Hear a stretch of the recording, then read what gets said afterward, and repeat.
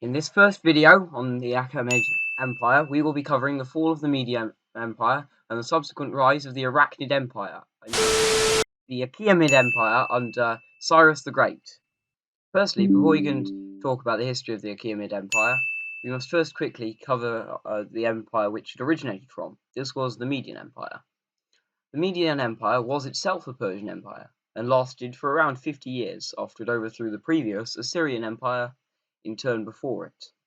It was during the leadership of Astyages, who was also Cyrus's grandfather, that Cyrus destroyed the Median Empire, bringing Persia into the Achaemenid Empire. Now that we have covered vaguely what the Median Empire was, we can move on to the Achaemenid Empire and its first ruler, Cyrus. According to the legends surrounding him, Astyages' daughter was married to a prince named Cambyses. In this way, Cyrus was born. Astyages then had a dream about Cyrus overthrowing him, so he decided to have Cyrus killed, which was the most obvious choice.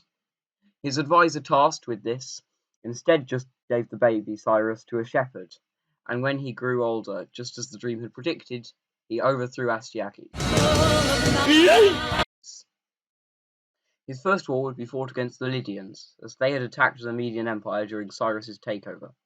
And, as Cyrus was the king of the Achaemenid Empire, which was the successor to the Median Empire, the Lydians had therefore conquered territory from his empire. So Cyrus marched into their territory, taking their lands and ultimately capturing their capital.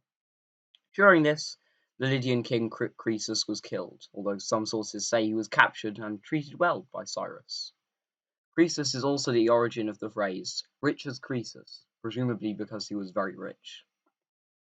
His second war would begin shortly afterwards, when the Babylonian ruler Nabonidus had been treating his people poorly. This was all Cyrus needed as a reason to invade, and the capital was captured very quickly after a short siege. He proved to be a much better ruler than Nabonidus, and did not suppress any of the people of Babylon, even those that had different beliefs. It would be this tolerance that would in so many places allow for the quick expansion of the Achaemenid Empire. Cyrus also made the Medes, or the people of the old Median Empire, more influential, making a Mede his advisor. He would then go to attempt an invasion of some nomadic people around the Caspian Sea. However, it was here that he would die. How he died is a point of much debate, with many sources completely disagreeing or contradicting each other.